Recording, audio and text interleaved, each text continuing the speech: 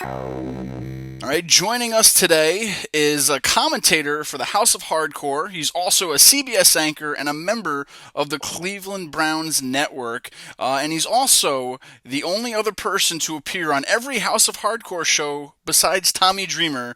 Ladies and gentlemen, welcome Vic Travagliante. Hey, what's going on, man? Pleasure to join you.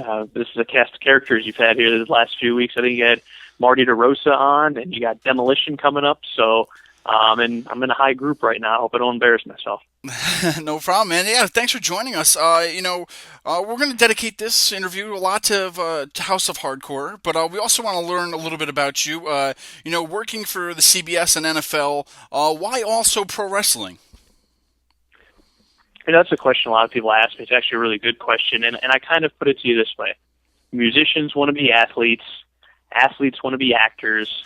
Actors want to be musicians, if you kind of get the little triangle that I'm making here. Sure. And everything that I've basically done in my career up to this point, I've always thought and always focused it on wanting to get into professional wrestling.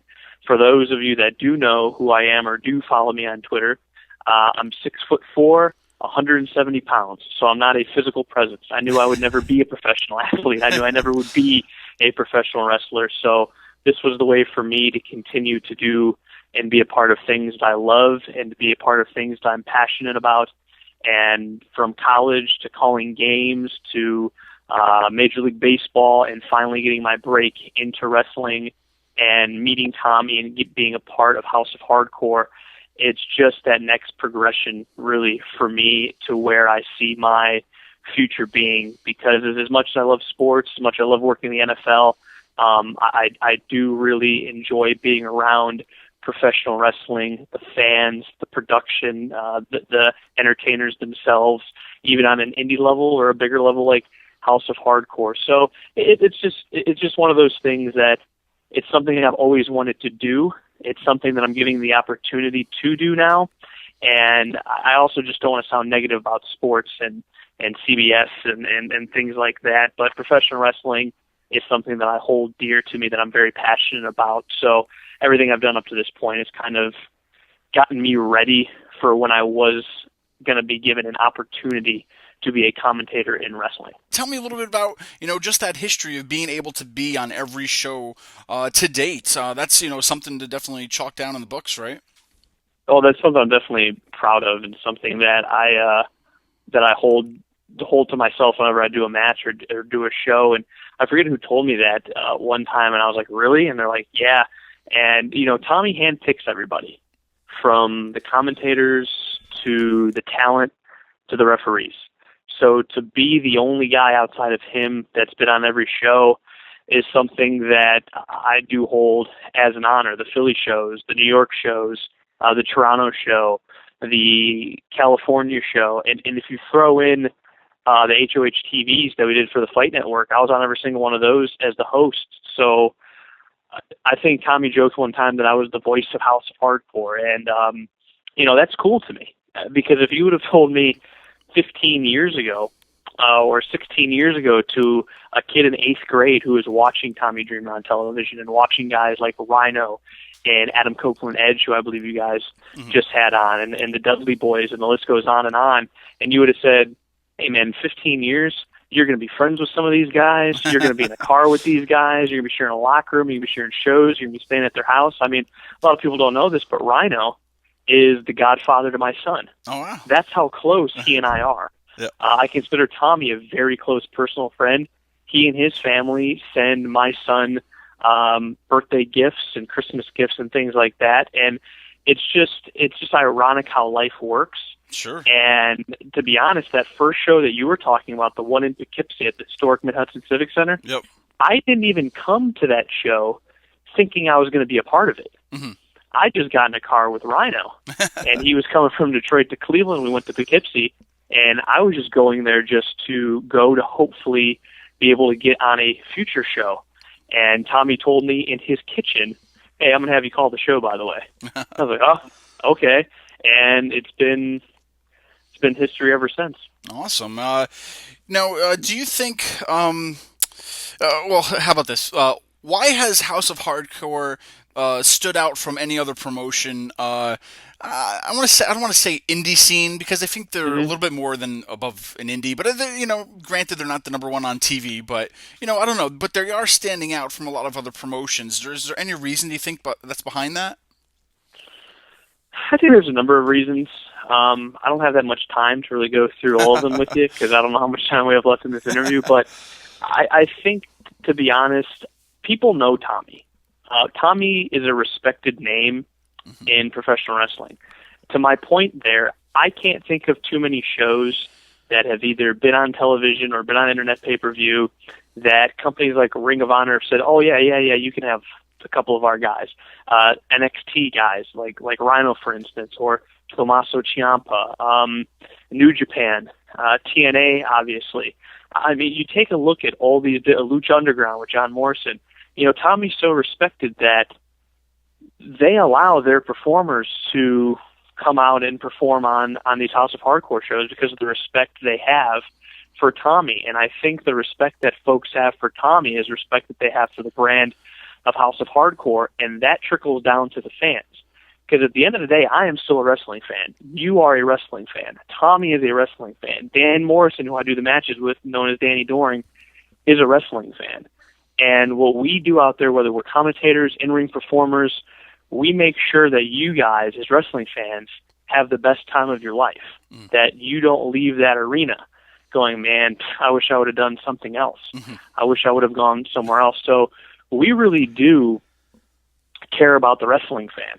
Not saying that other promotions don't, but I haven't really heard too many negative reactions about the shows we've put on, from House Hardcore 1 through the one in Toronto where we set an indoor attendance record up there at HOH 9. Yeah. So when I look at it, the motto is pretty simple. No politics, no BS, just wrestling. And that's what it is. It's just a wrestling show for wrestling fans, and we always reward those that show up. Whether it's Rey Mysterio making an unscheduled appearance, or the Dudleys, or Team 3D, however you want to know them as, making an appearance, or Alberto Patron, Alberto Del Rio making an appearance. We do love surprises, that surprise factor that we talk about, and that's a way to give the fans a little bit extra. That's a way to give back to the fans who have paid their hard-earned dollars to come to a show or to order the internet pay-per-view. So I think that's the big thing that separates us from other wrestling companies, is the fact that we really do care, and we really do want to make sure the fans have the best experience they can. Definitely. Now, do you think House of Hardcore could evolve into something bigger, like even towards HOA, even towards Ring of Honor or TNA, or something more of a bigger TV deal? Because I know even recently they had a little small run too on the Fight Network, which is great. We'll get into that in a little bit. But I mean, do you think it's open for them? Do you think they definitely fit the mold of something different going on that the fans want to see it. The fans want to see it get bigger. You know what I mean? To where it's on national TV and stuff like that. Do you think it has that opportunity? I mean, I would hope so. Personally, selfishly, yeah, I think it does. But I do think so.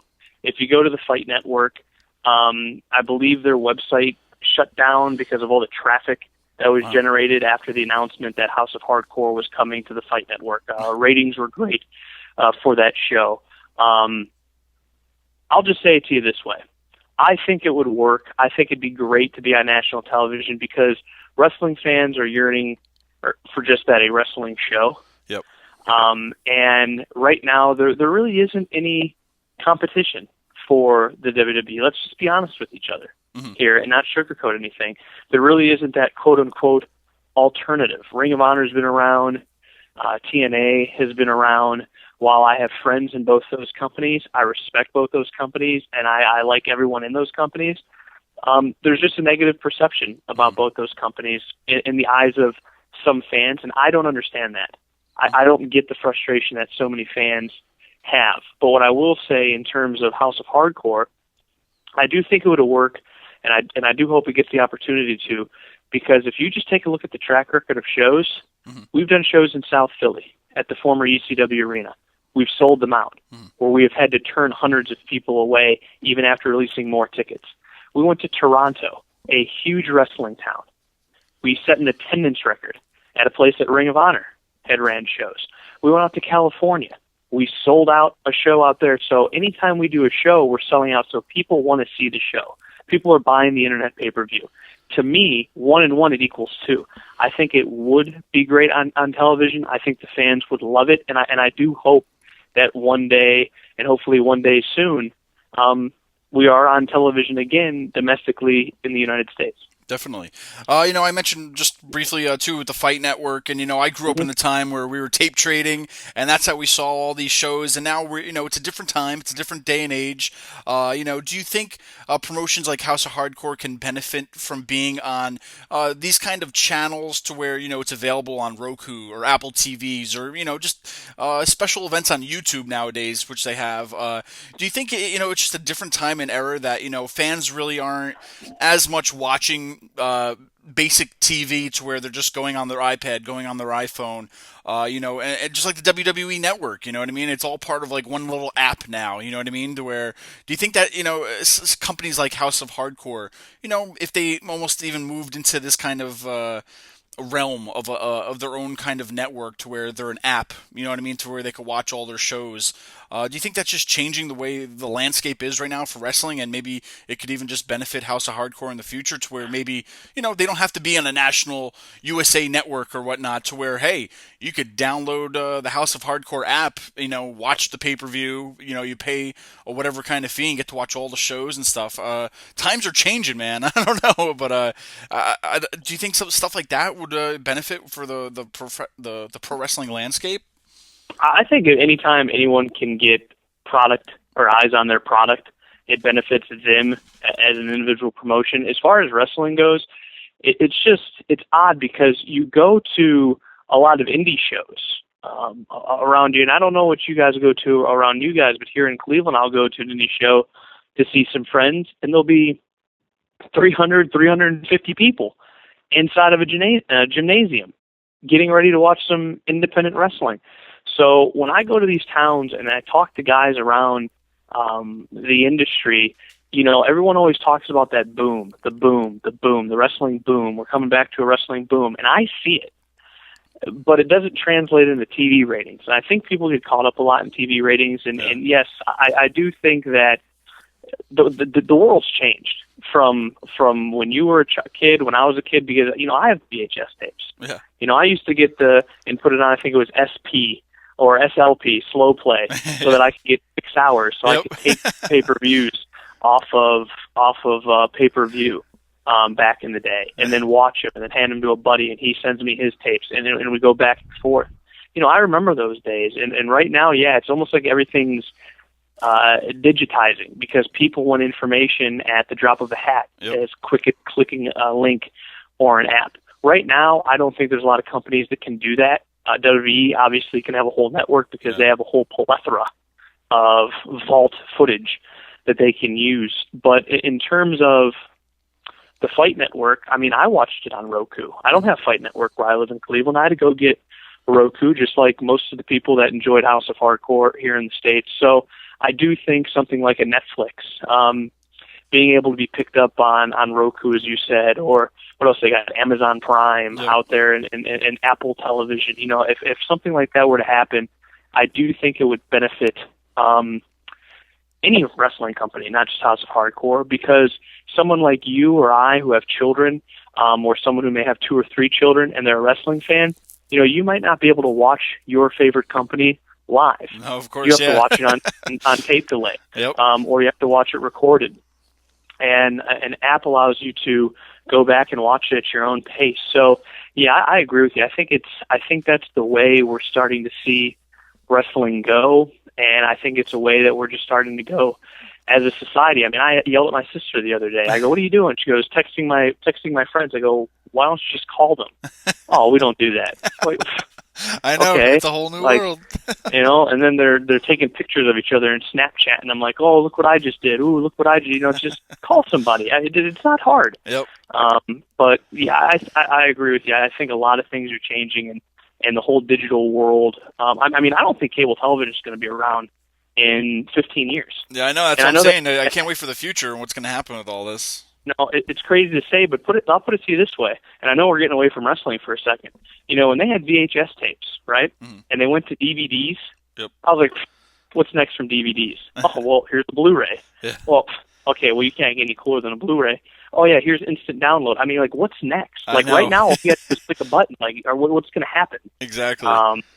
So, yeah, I just the way the world's going, to answer your question. Yeah, and I mean, all in all, I think it's great for, like House of Hardcore and stuff like that to where, it's almost where they don't have to worry about getting picked up by a national TV company to where if they could just, get on some kind of an app or network kind of a thing to where people can watch it like they did with the Fight Network and whatnot, it's the next level of being able to show the product to the masses. And I'm excited. I wish we could fast forward 5 years from now or 10 years from now just to get to that technology of where everybody can, get this instantly, even more than what it is today. I mean, I know there's like YouTube and whatnot, but it's exciting, and I can't wait to see what happens in the future with all these companies, especially House of Hardcore.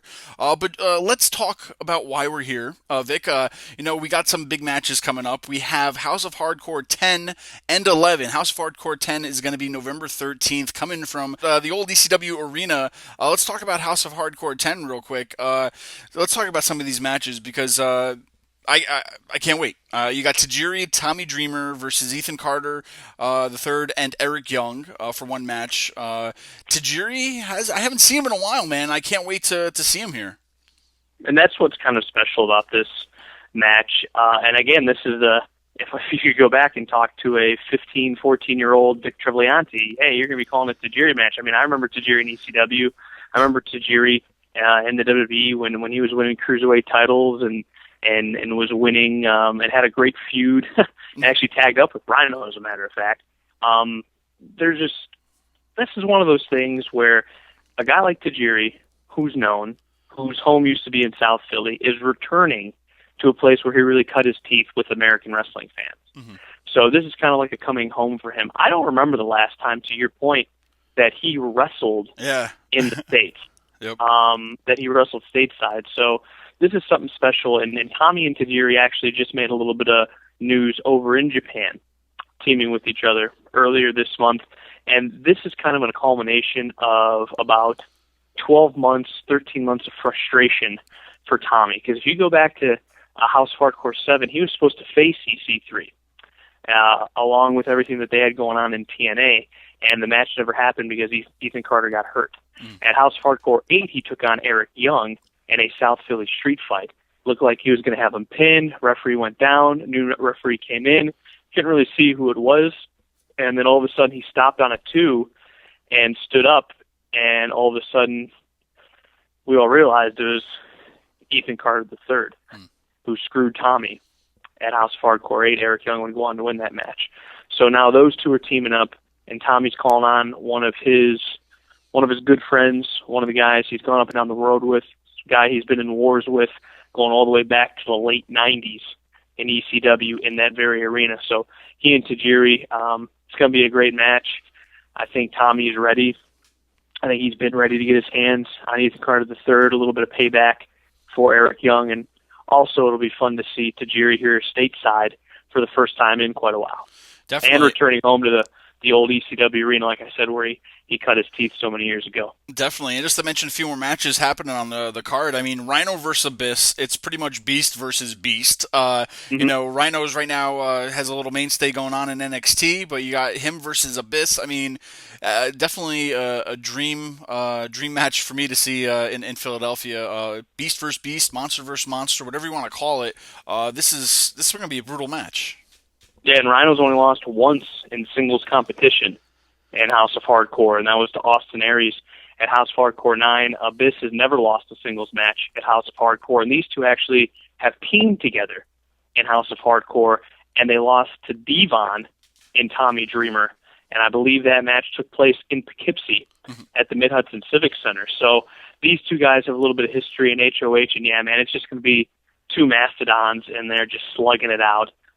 It's definitely going to be a high-intensity, high-impact, knockdown brawl that's going to happen in South Philly. Definitely. And, other matches included, got Bobby Roode versus Austin Aries, Chris Hero versus Lance Hoyt, but we have a rematch, too, from House of Hardcore 9, where it's Eddie Kingston versus Tommaso Ciampa, another guy who just made a presence also on NXT television. What do you think about this rematch happening? Well, this is another rematch, and these guys literally broke the ring at House of Hardcore 9.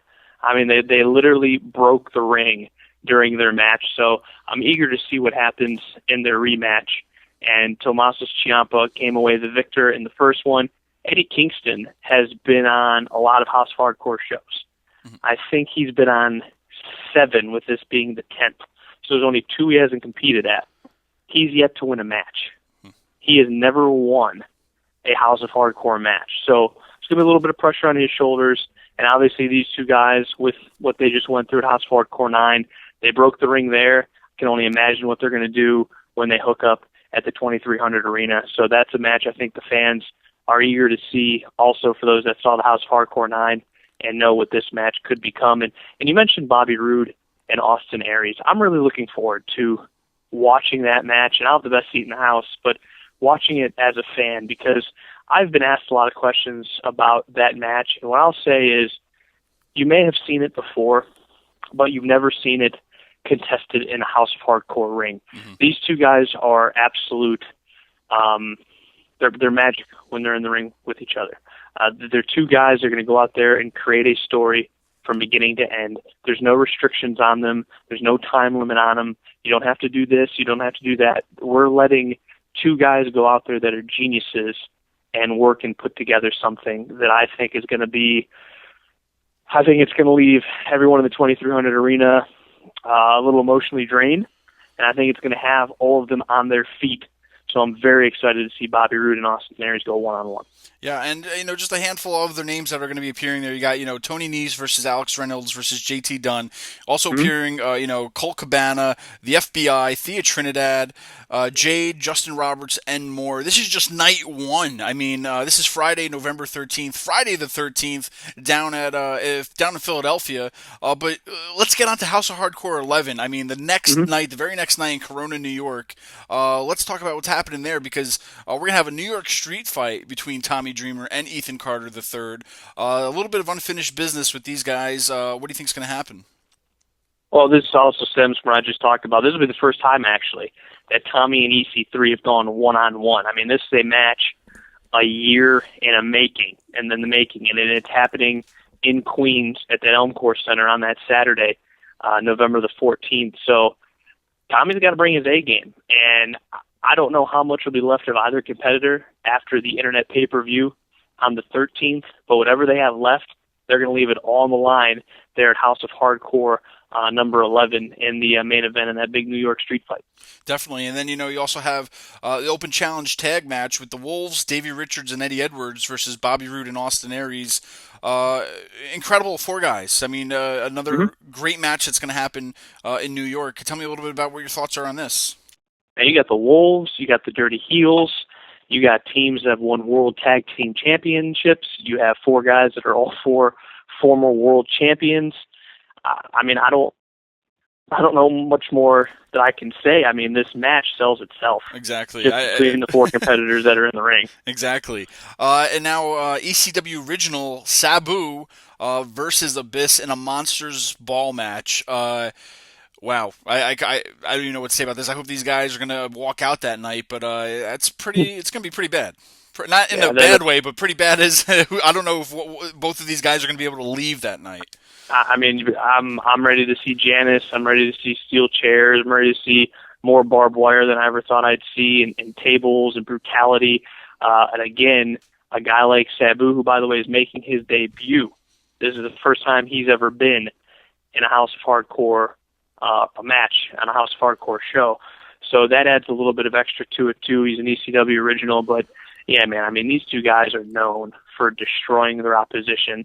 And for Abyss is coming off of what would be the night before, taking on Rhino, having to get ready for someone like Sabu. So that could play a part into it, too. But, man, that's just going to be a brutal match. That's just going to be absolutely brutal. Definitely, and then even, Tajiri's are going to be returning to New York against Chris Hero, another one of my favorites. This match should be another awesome match. I mean, every match we've talked about is awesome. Like, there's no opening match, there's no mid-card match. Every match is like a main event to me. And Chris Hero is an interesting guy, too, because, everyone knows who Chris Hero is. I've done a little bit of research on him, and he's really a student of the game. If you take a look at who he's been trained by, the different styles of wrestling, the different styles of combat he's been trained in, I mean, he's definitely a unique person that's going to step in between the ropes. And I've said this before about Chris, and I'll continue to say it. I've seen a lot of professional athletes working, whether I've done covering an NBA game or covering a baseball game or covering an NFL game or even covering professional wrestling. Chris is very unique in the sense of, you take a look at his size and his strength, he's a heavyweight. But when you take a look at the things he does and his agility, he's a cruiserweight. I mean, he really is fun to watch when he steps in the ring, and he's going to be taking on an international guy like Tajiri. That match has main event written all over it. I think there's a lot of fans that are eager, much like yourself, to see those two guys hook up. And I'm just interested to see the types of wrestling we'll see in that match, the styles that we're going to see between two guys that are well-traveled, well-versed in many different aspects of what happens inside that ring. And that's one that I definitely have circled on that Saturday, November the 14th. At House of Hardcore 11. Definitely, and not to leave any of the ladies out, they're going to have a special referee match with Velvet Sky being the special referee with Jade versus Thea Trinidad. Should also be a treat because all these ladies are very talented in the ring. Oh, Ari, I've known Jade for a while. I've been able to work with Velvet Sky. Thea has a unique story of her father tragically passing in the 9/11 terrorist attacks in New York. So, and she's coming back to New York to wrestle there in our first show in Queens. So it's going to be very emotional, but also, there's this Divas revolution going on in wrestling right now, and I've been able to travel the country with various wrestling promotions, and I have seen a lot of women action in that ring that I've been like, wow, that was awesome. And a round of applause and on our feet. And I think that's what we're going to get here when those two lock up, of course, with Miss Velvet Sky as the special guest referee. Definitely. Now, guys, once again, remember, houseofhardcore.net. Pick up your tickets for House of Hardcore 10 and 11 happening in Philadelphia and Corona, New York.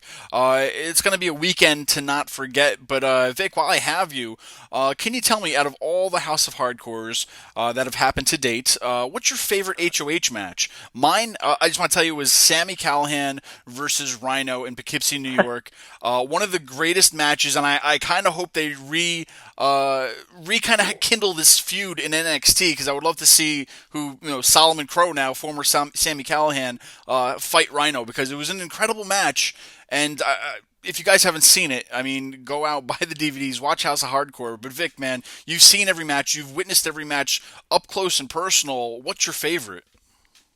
I will say that match in particular is one of my favorite matches that I've ever called, in terms of the physicality that those guys went through. I remember, it was almost as if, and I think we said it on commentary, that Sami Callihan was almost a zombie, because he took the Rhino driver off the middle rope and just got spiked, and then I thought he cracked a rib on the gore, and these guys were on the outside, and they were it was just, that was a physical match, and that was from the first one, by the way. That was from the first House of Hardcore. You mentioned the DVDs. You can go purchase DVDs if you want to catch up on some of these matches at houseofhardcore.net, as you mentioned. You can also not just get your tickets there, but remember, that Friday show, Friday the 13th, House of Hardcore 10 in South Philly, we ran through those matches a little bit earlier. That is a live internet pay-per-view. You can order the internet pay-per-view. If you can't get your tickets, you can order the pay-per-view as well at houseofhardcore.net. But going through all the matches,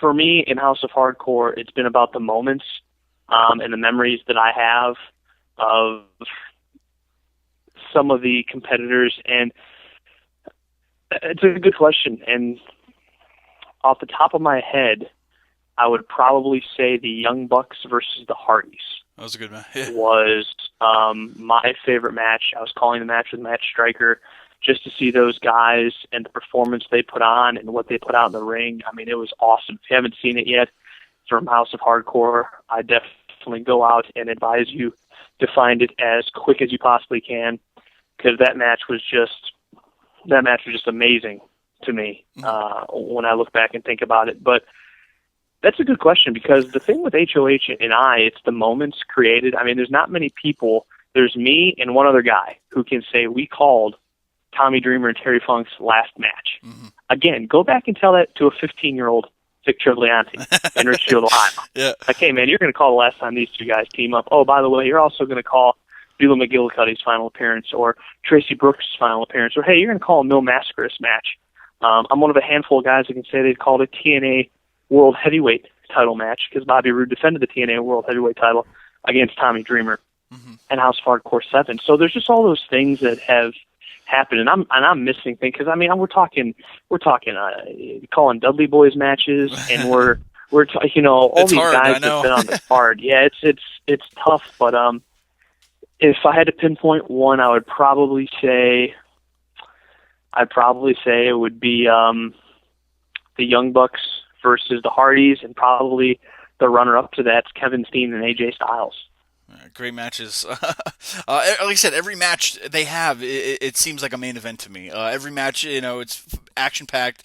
I can't talk more about it. I mean, it's just, you guys got to witness it to see what they do there at House of Hardcore, because, it's more than just watching it on DVD or watching it on pay-per-view, or just go witness it live if you're in the East Coast. But, we talked a little about working with Tommy Dreamer, great guy. You're also going to be working with Rhino on his new promotion. What can you tell us about that? Yeah, Rhino, and I think he did an interview with you guys. Yeah, we had a YouTube exclusive last week. Yeah, recently, where he's starting a promotion up in Detroit, and he's asked me to come aboard for that. Not really a lot of details about it, not any more than what he told you guys. But again, for me, it's just me getting a chance to go out there and do something I'm passionate about, and it'll be based out of the Detroit area there in Michigan. Insane Wrestling Revolution, and I'm looking forward to it. To be a part of something from the ground up is special in anything, and the next show, which is coming up also in November, it's going to be interesting. It's going to be fun. I'm excited that he thought of me or thinks highly enough of me to want me to be a part of it. And just like Tommy, I'm thankful for Tommy that he wanted me to be a part of House of Hardcore. As we talked about, outside of him being the only other person that's been on I guess it'd be all 11 shows after that weekend in November. So it's just fun to be thought of highly by these guys, and It truly is something that I hold near and dear to me, and nothing that I take lightly. And the respect that I guess I at least like to think that they give me in my own mind, that they have me come out and do these things. It's truly special. Definitely. Well, Vic, we really appreciate, talking with us today about House of Hardcore. Just a reminder for everybody, houseofhardcore.net. Pick up your tickets for the two great events happening in Philly and New York. And Vic, where can people keep up with you on social media? Well, you can find me on Twitter at Trav923. It's TRAV923. I actually got what's it called the other day? I got the little blue check mark, the celebrity blue check mark. So that made me feel like I was cool. I don't get anything extra with it, which I thought I'd get like 8 or something like that, but I guess not. But you can follow me on Twitter. I enjoy having people on Twitter. And actually, I'll just throw this out there right now. I've never said it on any other interview. You guys are the first. On that Friday night, on the 13th at House of Hardcore 10, when we're live on Internet Pay-Per-View, again, you can go find that information out at houseofhardcore.net. I'm going to try to be very interactive on Twitter. You send me your tweets. I'm going to try to read as many as I possibly can. Awesome. During the show. And so I'm going to try to be a very interactive commentator with all of you, the fans, whether you're live in the arena or you're watching via internet pay-per-view from wherever you may be in the world.